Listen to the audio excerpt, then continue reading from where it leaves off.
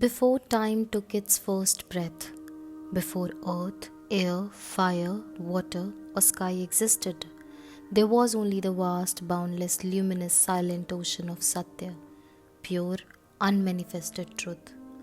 From this sacred stillness, a lotus sprouted, and upon it sat Brahma, born from Nabhi Kamal, the navel of Lord Vishnu, the sustainer of all. The Brahma Puran, one of the oldest and the most valuable Mahapuranas, vividly describes how Brahma, at first bewildered and alone, looked in every direction, finding only endless waters. He did not know who he was or why he existed. In his confusion, he turned inward, practicing tapas, intense meditation, and dhyan, focused contemplation, for 1,000 celestial years. Brahma manifested worlds from the womb of nothingness. He did not build with hands, he did not labor with tools. He envisioned, meditated, intended, and the universe blossomed. It was through devotion and realization of his true connection to the Supreme Brahman that Brahma fulfilled his cosmic purpose, to create, not by force but through consciousness, to manifest, not from desire but from divine harmony. Brahma's act of creation teaches you that you too carry within you the same seed of creation. You're not merely a wanderer in this cosmos, you're a potential creator waiting to awaken. Creation is a sacred science, a precise process of aligning thought, intention, and energy with the eternal rhythm of cosmos.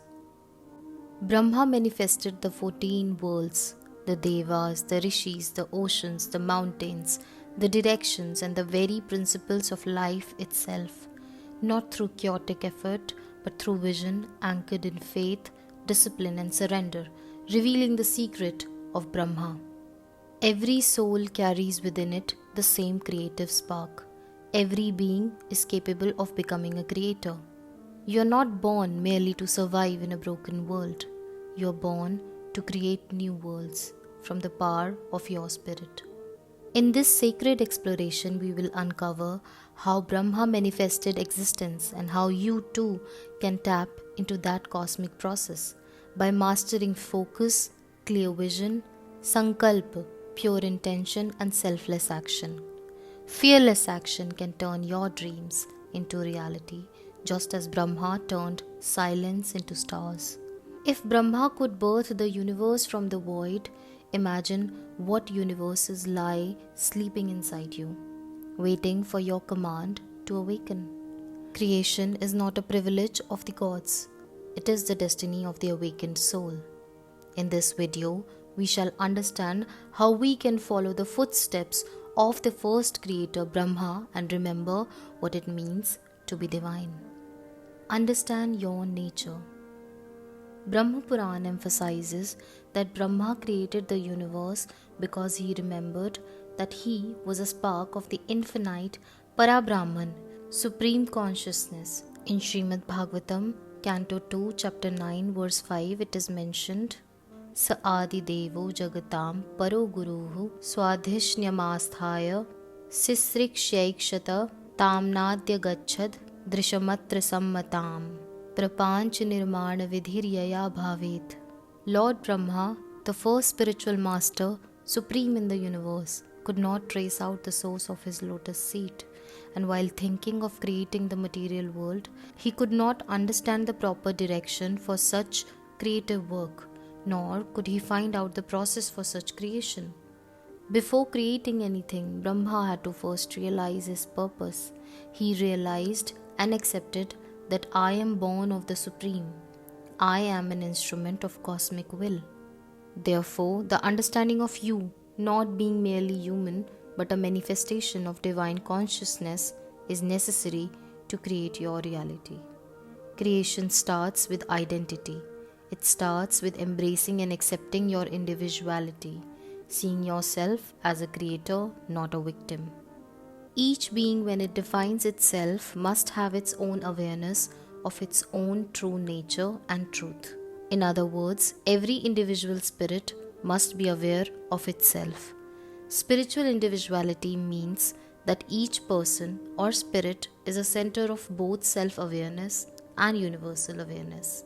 Everyone shares the same limitless universal vision, but each person's center, their point of view, is unique. It's not like physical points on a circle, it's more like different points of consciousness existing together within the universal being. Every being sees the same world but experiences and understands it in their own unique way, based on their own nature. Each one expresses a unique aspect of the infinite and responds to the world according to their personal truth. Even though all beings share a common unity and their experiences are fundamentally similar, each one has its own flavor or special difference, just like how all humans experience life in similar ways but still remain individuals. This individuality isn't a deep division but a special expression of a shared totality. A spiritual individual acts from their unique center of the universal truth according to their nature, but still remains aware of and connected to others. It's not a separation caused by ignorance, but a conscious, knowledgeable choice to act from a unique perspective within the whole. Whatever identity you portray to the universe, you become that sooner or later. So you need to be very clear with your self-identity. Tapping into Shraddha, deep, unshakable faith. Some call it delusion, some call it faith. But what matters is that there must be no scope of question. In the Brahma Puran, Shraddha, faith and devotion is repeatedly mentioned as the energy that sustains creation. Brahma did not create the universe through doubt. He created it with absolute conviction that the vision would become reality. Creation requires faith so strong that doubt simply dissolves. To bring your dream into reality, you must believe more in your dream than in your fear. Doubt scatters energy. Faith gathers energy into a focused beam, like sunlight through a magnifying glass, setting fire to the paper. Doubt is like a leaky container. You cannot hold the powerful force needed for creation if your container, your mind, your heart is full of holes. When you have a dream, a soul's vision for your life, you must believe in the possibility of what can happen more than the possibility of what can go wrong. You need to have trust in the unseen more than you trust the evidence of your current circumstances. You need to hold this vibration of certainty even when there are no signs yet in the outer world. This kind of Shraddha is not passive. It is active faith, a living, breathing, forward-moving trust that fuels your thoughts, your emotions, and your actions. In practical terms, when fear arises, you acknowledge it but do not feed it. You return your mind to your vision. When external conditions look discouraging, you anchor yourself in the inner knowing that the reality you seek already exists in seed form. You act, think, and feel as if the reality you desire is inevitable. Creation is an act of faith, not of proof. Proof comes after the faith has done its work. Use dhyan, focused meditation. In Srimad Bhagavatam, Canto 2, Chapter 9, Verse 8, it is mentioned, Divyam sahasrabdam amogha darshano Jita nilatma vijito bhayendriya Atapyata smakhila loka tapanam Tapas tapiyam stapatam samahita. Lord Brahma underwent penances for 1,000 years by the calculations of the demigods. He heard his transcendental vibration from the sky and he accepted it as divine.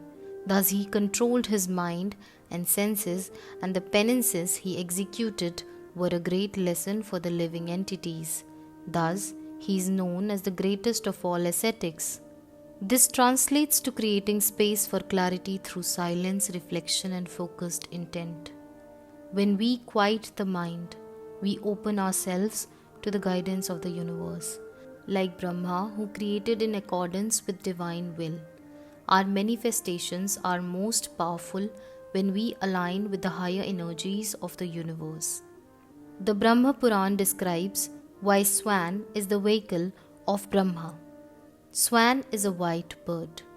God has bestowed it with unique virtues, virtues that are not to be found in any creature of the 84 lakh incarnations. Their virtue is Nirshir Vivek, that is, if milk is mixed with water, a swan is capable of separating milk from water and taking it, rejecting the water. It is an indication of Brahmaji that every creature deserves a full justice regarding his deeds, no matter how much entangled it might be. There should not be any ado in the justice. People must also learn from it that they should imbibe only the valuable part of a thing and discard the worthless. Only then they could be regarded as the potential receiver of the universe. Mundane manufactured desires have no potency. Sadhana is not just physical practice, it's about purifying the mind and heart. It helps remove distractions, illusions, and negative patterns, just as Brahma had to purify himself before receiving divine knowledge. It's a form of self-introspection, which helps us refine our desires instead of shallow wants. We begin to understand our deepest needs and aspirations that serve not only us but also the greater good. Dhyan doesn't have to be long hours of silence. One can start small. 5 or 10 minutes of focused breathing can be transformative. Dedicate time for self-reflection and quiet to connect with your inner wisdom. This can be done during a morning walk, a quiet moment before bed, or while sitting in a peaceful space at home. Meditation helps clear the mind, reduce stress, and cultivate clarity, making it easier to align with your goals. Sadhana is also seva, selfless service. This can be as simple as being kind and helpful to others, practicing patience, or offering your time or resources to a cause you believe in. Visualize in detail. Sankalp Shakti, power of intention. Prakriti is nature's power, an active energy, but by itself it has no consciousness. Consciousness belongs to Purush, the soul or spirit. Without the soul, nature is lifeless, mechanical, and unconscious. Prakriti first creates basic matter, and then, within matter, it brings out life, senses, mind, and intelligence. However, even intelligence, because it comes from nature and matter, is mechanical and unconscious on its own. This helps us in explaining how the material world runs so perfectly even though it is mostly unconscious. It is the soul's light and consciousness that makes sense, mind, and intelligence seem conscious. Nature acts, but only because the spirit allows it to. Thus, dream comes into reality when you put effort to visualize it, live in it. Brahma visualized the worlds, the mountains, the oceans, the skies, the beings, in exact living detail. Intention is the seed of manifestation. Vision boards are an example of setting clear visuals in front of you. The stronger, clearer, and purer your mental blueprint, the more powerful the creation. One needs to see dreams in deep detail, feel them, embody them, and live in it. It is deliberate, vivid, and a process charged with the intention of your energy. Energy can shape and control the workings of being. It's only because it is the being's own nature or energy. That's why the being can accept what nature does as part of itself. And if the being can eventually become master over nature, it's because nature was always its own force. It had just been watching it work without interfering. Even when the being is passive, universe still needs your silent consent to act. This shows that you and the universe are not truly separate. In truth, there is no eternal division between you and your energy or between the soul and the universe. Brahma balanced energies to form creation. Therefore, your energy, which consists of your thoughts, ether, breath, air, passion, fire, emotions, water, and actions, earth, when all are in alignment, you create a reality of your own. This is what is referred to mastering your inner elements. When successfully done, things show up in the outer world. Act without attachment, nishkama karma. Brahma released its creation to evolve on its own, under divine law. The law which works on balance, which consists of both days and nights, both creation and destruction. Lotus is the seat for Lord Brahma. Lotus also adorns the hand of Lord Vishnu and is an essential item to worship Lord Shiva.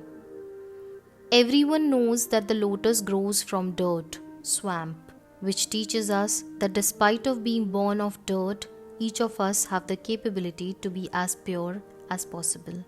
Humans, all creatures, are born out of the dirt, called passion or lust. Thus, they are unable to free themselves from these and spend their whole life chasing passion in one form or the other. But Brahmaji teaches that regardless of origin, one must strive to be as free and pure as possible from the influences of one's origin.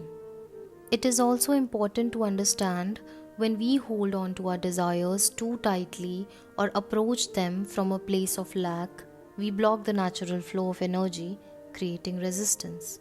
There is a fine line between determination and desperation. Desperation kills while detachment empowers you. Create with a sense of love and peace and never obsession. Never forget about the consequences of having unchecked, unnecessary desires or desires which affect others negatively. Scriptures advise us to fulfill our purpose in life, and thus I made this video for people to unlock their real potential and achieve those aspects of their lives which are closely linked to their purpose while keeping a check on their unnecessary desires. Deep down, getting a good life is what we all want, but we must never forget that Krishna explicitly shares with us that human life is Dukhalaya, an abode of sadness. No one in this world has it all. He suggests you create goals, work on them, but leave the expectations of results so it does not bind you to any karma. Remember, the more hurt you are about not getting what you desire, you will have to take birth again to fulfill that dream of yours in the next life. The wrong you do with yourself or others will come back to you. The good you do will come back too. But it is when you live in a neutral state is when you reach Krishna. And when you have Krishna, there is nothing left to dream of. There is nothing left to fear of. There is no beginning. There is no end. There is no scope of impossibility. There is only eternity. In the eternal, stillness and creation are one. What seems like opposites to us is in perfect harmony in your infinite true self. Hare Krishna, Krishna Krishna, Hare Hare, Hare Ram, Ram Ram, Hare Hare.